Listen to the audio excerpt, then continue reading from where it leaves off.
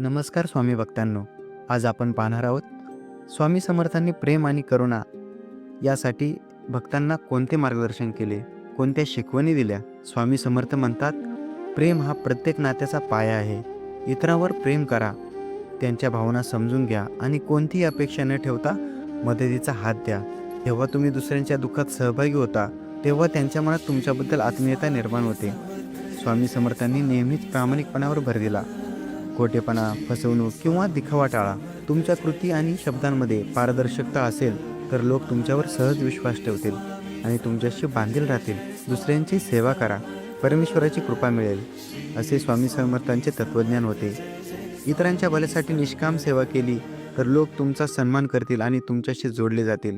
यासाठी स्वामी समर्थांनी एक उदाहरण दिले. स्वामी समर्थांनी सांगितले, त्यांनी एक गोष्ट सांगितली. एक साधू होता, तो एका गावामध्ये गेला.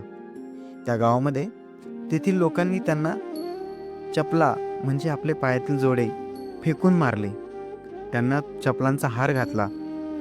तो साधू जोरजोरात हसू लागला आणि सर्वांचे आभार मानले. सगळी लोक अवाक झाली. म्हटले, अरे बापरे, आपण तर यांना चपलांनी मारले, यांना चपलांचा हार घातला आणि हसतायत का? त्यावर ते साधू महाराजांना एका माणसाने विचारले.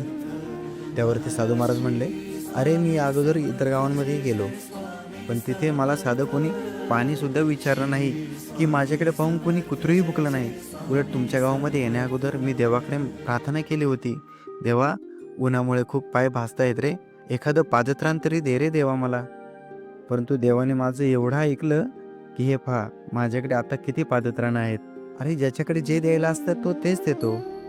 काही गावांमध्ये तर माझ्यावरती काट्यांनी मारा केला. काही लोकांनी मला शिव्या दिल्या आणि तुम्ही तर माझ्यावरती चपला फेकल्या. जे तुमच्याकडे आहे तेच तुम्ही मला दिलं. तुमच्याकडे पाणी असतं, तुम्ही मला पाणी दिलं असतं. पण तुमच्याकडे ह्या चपला आहेत तर मी त्यांचा स्वीकार करतो. मी भगवंताकडे फक्त माझ्या 2 पायांसाठी एक जोड मागितला होता, पण भगवंताने मला एवढी पादत्राणे दिली. मी तुम्हा सर्वांचा आभारी आहे. स्वामी समर्थ म्हणतात, या कथेतून आपल्याला काय शिकायला मिळतं? तर कोणीही काहीही म्हणू दे, आपण एकदम शांत संयमी असावं. राग, अहंकार आणि उतावळेपणा यामुळे माणूस त्याचं माणूसपण हरवून बसतो. स्वामी समर्थांनी शांत राहण्याचा आणि संयम बाळगण्याचा संदेश दिला.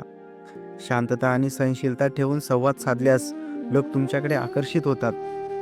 आणि या कथेमध्ये पुढे असेच झाले.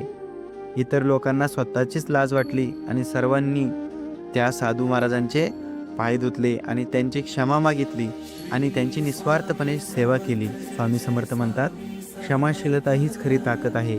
एखाद्याने चूक केली तरी त्याला माफ करा.